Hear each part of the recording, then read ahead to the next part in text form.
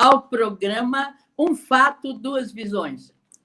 Hoje nós temos uma convidada sempre muito querida, Marina Graziella Feldman, que vai falar para nós formação de educadores, desafios atuais. Bem-vindo, Marina, para o nosso programa, certo? Como sempre, também uma grande amiga que faz comigo a parceria desse programa, Márcia Batista, né? Márcia Almeida Batista, da faculdade, né? Da Faculdade de Ciências Humanas e da Saúde, e que é sempre parceira. Né? Bem-vinda, Marina. Márcia. Tudo bom, Neide? Bem-vinda a todos. Marina, então, a questão que eu quero te fazer inicialmente, Marina, é a seguinte: como essa questão, a gente ouve falar muito mal da formação dos professores, o maior problema atual é a formação. O que você tem a nos dizer sobre como está a formação, visto que você é líder de pesquisa, trabalha na pós-graduação, tem uma inserção, inclusive, social muito grande, né, na Prefeitura de São Paulo. O que você tem a nos dizer, Marina, sobre esse assunto? Neide, quando você me diz, e você e a professora Márcia nos questionam sobre os desafios atuais, eu coloco que os desafios atuais eles estão revestidos dos desafios perenes. Nós temos alguns desafios que eles são, eu vou dizer assim, constantes, né? O primeiro que eu citaria é a questão do entendimento equivocado que ser professor, ser profissional da educação é uma vocação e é uma missão. Não é uma missão e não é uma vocação, é uma profissão.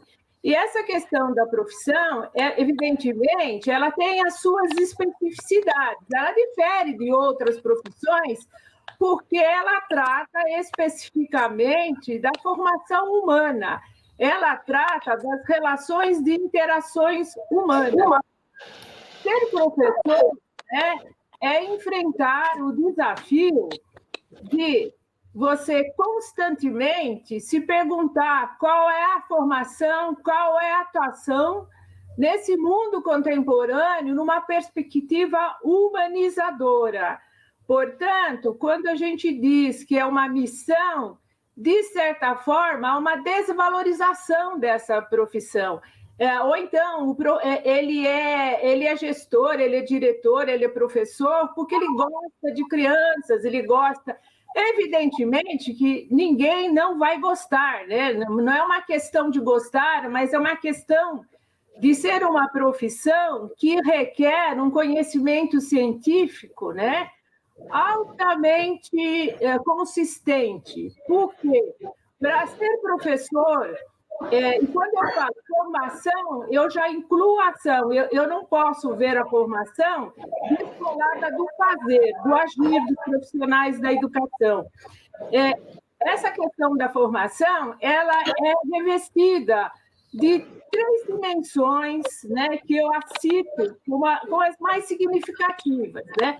Que é a primeira, da complexidade. Então, vários olhares, várias tendências, várias teorias abordam, né, a questão de ser professor como um profissional, a questão da profissionalidade do Marina, você está falando da questão aqui, eu queria pedir para você, que você falou uma coisa bastante séria, que é ser professor requer um processo de humanização.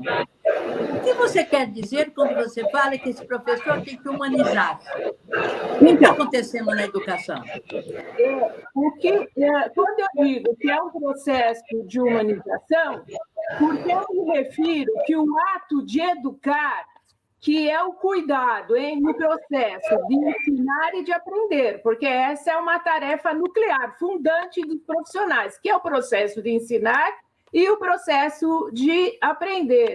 É sempre uma relação de interações humanas, onde estão presentes não só o aspecto cognitivo, o aspecto do conhecimento, mas estão presentes os valores, as ideias, as concepções e a emoção, porque hoje se diz tanto, né, que na volta agora das aulas, ou então para que nós, uma lição em relação à pandemia, é que nós exercitemos a questão da escuta, a questão do diálogo, a questão da empatia, a questão do acolhimento, porque a relação educativa, ela é sempre uma relação humana, mas não é um humanismo abstrato, romantizado. É uma humanidade que se faz dentro de condições sociais, dentro de condições concretas de trabalho. Sim. Agora, Marina, e como essas condições, assim, que você coloca tão claramente para nós, emocionais, cognitivas, né, e de valores, como isso se articula com aquilo que você ouve falar muito aqui nas outras linhas, a questão da importância do conteúdo. Como que fica essa situação entre ensinar, aprender, conteúdo, conhecimento e essa relação toda? Como você vê essa complexidade? Acho excelente, Neide, essa pergunta que eu estava aqui me perguntando, né? Porque você está falando de coisas que estão permeadas na relação também dos pais com as crianças, né? De a importância de você humanizar o seu filho, de você ter empatia e escuta. E a escola tem essa intersecção que é a do conteúdo. Então, adorei a sua pergunta. Vai lá, Marina. Vamos lá, Marina. Eu acho que assim, tem que ter um movimento de mobilização dos professores, deles saírem de serem os experts de conteúdos e se centrarem, né, na questão da didática da disciplina. Hoje, a didática, a transposição didática, ela é extremamente importante no sentido da interpretação do conhecimento científico no conhecimento escolar. Marina, eu vou te pedir uma coisa, que assim, quando você fala da didática, para quem trabalha, para quem dá aula, tal, didática tem um conceito muito claro. Conta um pouco o que é a didática da disciplina. A quem você está se referindo? Então, a didática, quando eu estou dizendo o conteúdo, ele expressa em termos dos conhecimentos, né? Dos conhecimentos, das habilidades que a gente prescreve muitas vezes num currículo, né? Num projeto curricular. A didática, ela é a transposição, ela é a prática, ela é a efetivação, né, desse ato educativo dentro de situações concretas, dentro da sala de aula.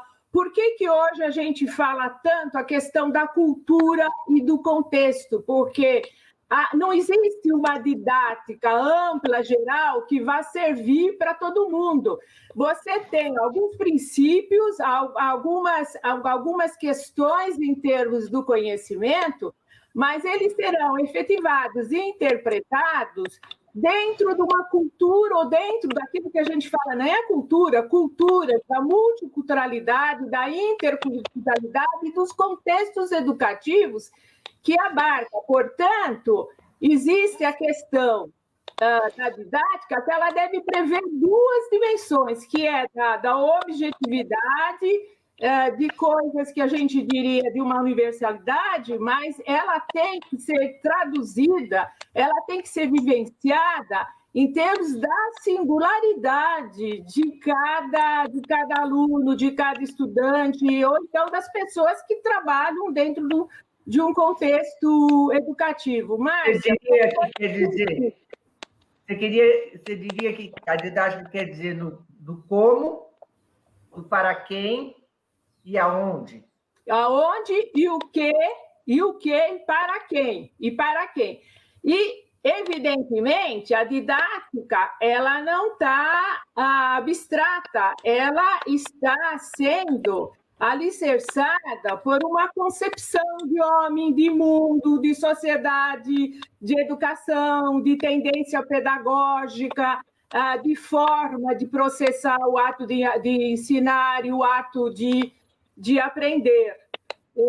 Portanto, é importante que o professor também não seja apenas, né, um professor da sua disciplina, do seu conteúdo dentro de uma classe, mas ele seja um professor que se comprometa com o projeto curricular daquela escola, daquele espaço educativo. Portanto, o compromisso dele é um projeto curricular e cada vez mais a gente tem feito pesquisas e os resultados mostram que a efetividade de uma ação educativa ela está muito no sentido do deslocamento de uma dimensão individual para uma dimensão coletiva, né? Onde é muito importante, né? As redes de aprendizagem, as comunidades de aprendizagem, a equipe escolar é extremamente importante quando todos trabalham com as finalidades comuns, com intencionalidades educativas comuns. Portanto, o olhar meu sobre a didática é nesse sentido mesmo. E, professora Márcia, quando você fala que também o pai tem essa concepção humanizadora, sim, porque o ato de educar é um ato realmente de humanização, no meu entendimento, né? Mas o que difere a questão também da família e a questão do ser professor é a intencionalidade educativa, é o projeto curricular, é a forma, né, de ser realmente o profissional, o professor, eles têm que ser necessariamente um estudioso, um investigador, um pesquisador, e tem que ter um profundo conhecimento, se for da disciplina que ele pretende estar lecionando. Bom, Marina, eu vejo que você tem um conhecimento bastante aprofundado e você tem uma inserção profissional de bastante diversidade. Você trabalha tanto no Conselho Municipal, vamos dizer assim, na educação básica, que é a ponta, e você trabalha numa outra ponta, que é a questão da pós-graduação e educação e currículo lá na pós-graduação, e você dá curso de pedagogia. Como você vê a formação necessária para quem está nos diferentes níveis? Você acha que uma formação é em serviço, é na graduação, é na pós-graduação? Como você vê esse processo todo que você está exemplificando, que teria que ter um perfil de um professor de qualidade, né? Evidentemente, eu vou brincar, não é uma pergunta, são teses e testes. De doutorado, de pós-doc, mas acredito que a gente deva também estar encarando a questão não de uma forma fragmentada, de uma forma, diria, em perspectiva de totalidade, né? Quando você se refere dessa complexidade, o que eu tenho a dizer pelos estudos que a gente tem feito, já que a minha linha de pesquisa é formação de professores e cotidiano escolar, que, aliás, está fazendo 20 anos nesse mês, talvez seja uma das linhas de pesquisa, grupo de pesquisa, dos mais longevos dentro da PUC, na questão da formação de professores e de educadores. O que se evidencia é a ausência nas políticas públicas de formação dos profissionais da educação de o professor ser o protagonista da sua ação. O que a gente percebe é que, normalmente, essas políticas elas são prescritivas, elas dão roteiros de competências, de habilidades, aquilo que o professor deve fazer como se ele fosse um super-homem. Tem uma lista tão grande de competências e habilidades que nem que ele vivesse 100 anos ele conseguiria realmente utilizar e vivenciar aquelas competências. Nesse sentido, se fala pelo professor, mas não com o professor, não com o profissional, e há também nessas políticas públicas de formação um desrespeito aos fazeres do cotidiano, aos fazeres desses profissionais da educação. Não são considerados saberes, aquilo que a gente fala, os saberes e das experiências, como pontos relevantes, né? Então, o professor não é o protagonista da sua ação.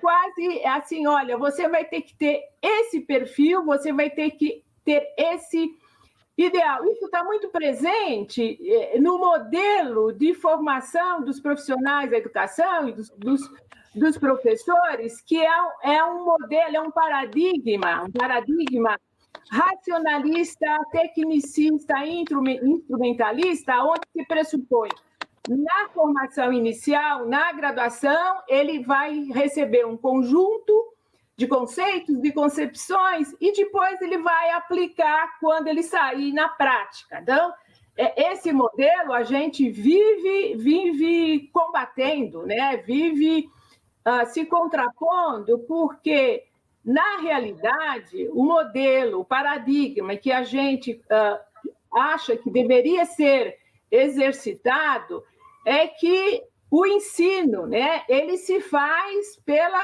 questão comunicativa. E aí a gente fala também que é um paradigma comunicativo dialógico, porque o professor se faz na ação pela reconstrução da sua identidade pessoal e profissional dentro de determinados contextos. Portanto, é de se prever que uma formação inicial não dê conta. Aí a Neide me pergunta a questão da formação continuada, a formação em serviço, e hoje a gente utiliza muito a questão da formação permanente.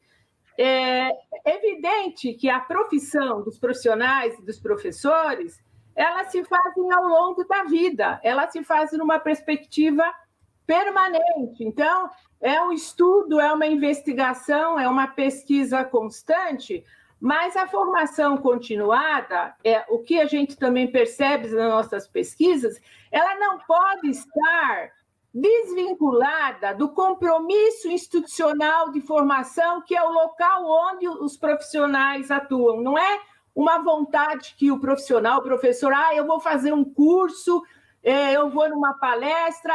A instituição, enquanto equipe educadora, enquanto equipe formadora, ela deveria se responsabilizar no sentido de dar as condições dessa formação, seja continuada, seja em serviço, e cada vez mais também é evidenciado que as formações, né, continuadas, elas não devem tirar o professor do seu contexto e estar fazendo cursos, dentro da equipe, é com aqueles sujeitos da equipe, no Marina, está fazendo uma coisa que eu queria ressaltar, que tem um lado que você vai falando, né? O professor tem que se aprimorar, o professor tem que se desenvolver, mas eu queria dar uma luz aí no que você está dizendo, que essa formação, ela tem que ser também uma formação compartilhada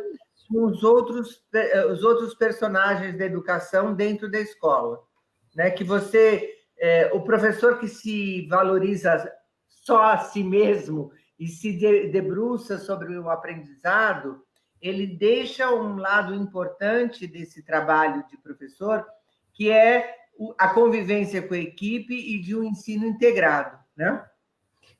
Exatamente. Quando eu digo a questão da equipe escolar, o professor ele não aprende sozinho, ele aprende com os outros. E esse olhar de coletividade, esse olhar em termos das relações entre aqueles, a gente costuma dizer da nossa linha, que são sujeitos curriculares, né? Sujeitos curriculares que eles têm, né, o compromisso não só do conhecimento, mas eles têm também o compromisso da questão das emoções, da questão da empatia, da questão do acolhimento, da questão de olhar para a escola, né, ou para a instância educativa, às vezes na escola é ONG, ou a própria universidade, que ele é um elemento, que ele é uma pessoa extremamente importante para a instituição, mas a instituição também deve estar sendo representada na sua forma de aprender e na sua forma de ser. Portanto, o professor não é alguém, né, ou profissional que deve estar intimamente vinculado só com o conhecimento, com o conteúdo, mas aquilo que a gente fala, que muitas vezes assim, é até um chavão, mas o óbvio tem que ser dito. ele deve ser responsável com os outros na questão da formação de cidadãos, né? Na formação de pessoas que sejam inseridas numa sociedade, pessoas que transformem, pessoas que se contraponham às estruturas excludentes, pessoas que trabalhem na questão da inclusão. Uma questão muito presente hoje é a questão da exclusão, é a questão da desigualdade social, é a questão do racismo. Marina, assim, nesse ponto, eu queria saber a sua opinião, porque a gente escuta muito, nessa linha que você está colocando, é a seguinte afirmação: a pandemia fez com que a educação se modificasse, a pandemia modificou a educação. Como você vê? A educação, será que a questão tecnológica vai modificar todo o sistema educacional? Ou nós vamos precisar ainda de algum apoio no sentido coletivo? Como você vê? A pandemia mudou tudo? Agora seremos, após a pandemia, melhor sistema educacional? Qual é a sua opinião sobre isso? Neide, muito boa a questão. Eu não acredito que a pandemia vá mudar tudo. Ela escancarou alguns problemas presentes, que é a questão da desigualdade social, que as pessoas tantos dizem, porque só está no ensino remoto quem tem internet, quem tem o celular e tem essa possibilidade. A gente veio pelas pesquisas que um número grande de alunos, principalmente da educação básica, não da educação superior, eles foram alijados desse processo porque eles não tinham o instrumental necessário. O que eu acho que a pandemia ela traz é diante desse caos, né, de a gente repensar, né, qual que é o significado da escola, qual que é o significado de ser professor profissional, de trabalhar na área da educação.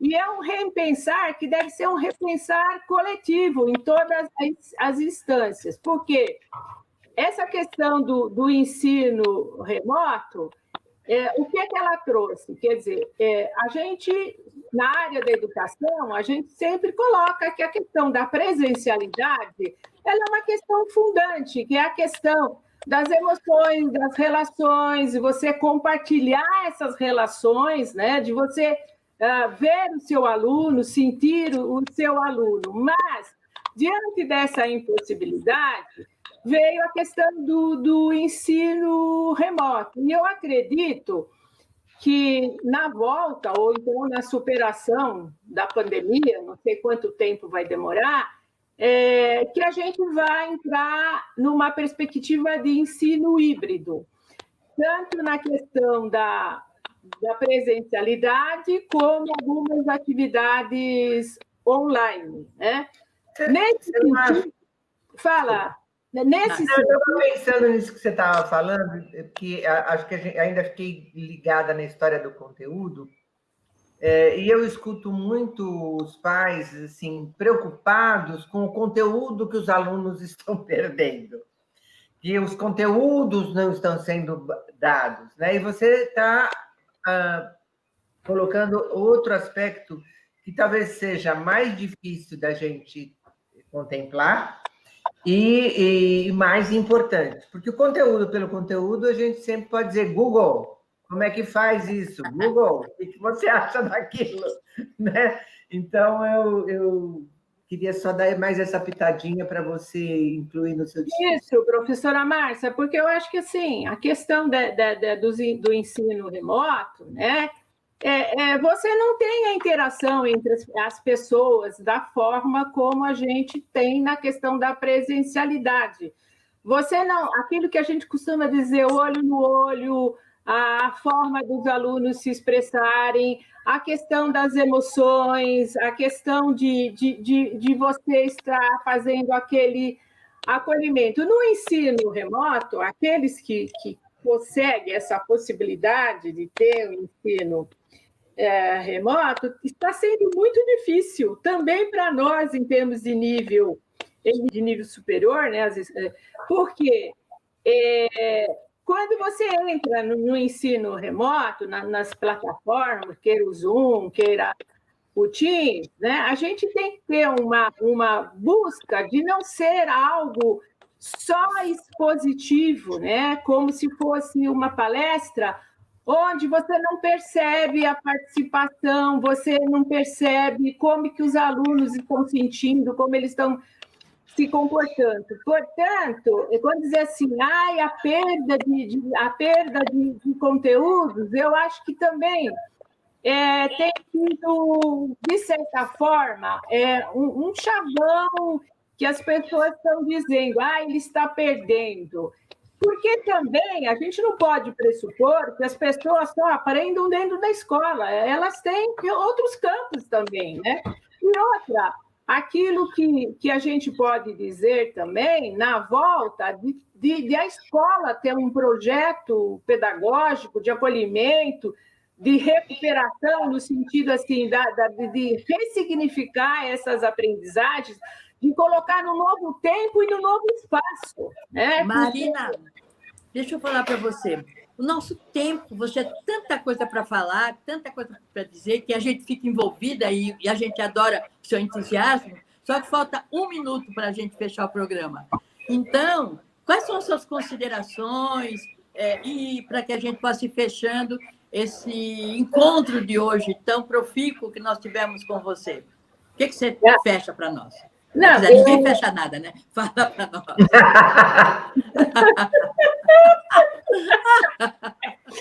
É também difícil fechar, né? É muito fácil abrir, né? É o ponto de partida, mas eu acredito que, assim, uma das questões que eu estava... Quando foi a questão dos desafios, é que há também, né, é uma contradição, é um paradoxo entre valorização do professor e desvalorização.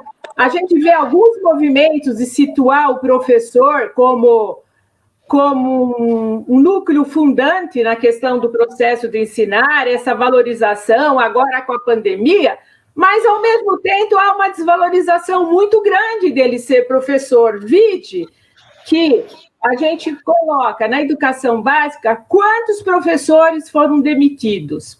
Mesmo também na educação superior, a gente vê quantos professores foram demitidos, alguns com uma certa elegância, outros apenas por um e-mail. Você está desligado, rompendo uma relação de aluno e de professor, e aí a gente visualiza como nós somos descartáveis. Obrigada por sua presença. Márcia, alguma despedida sua, querida?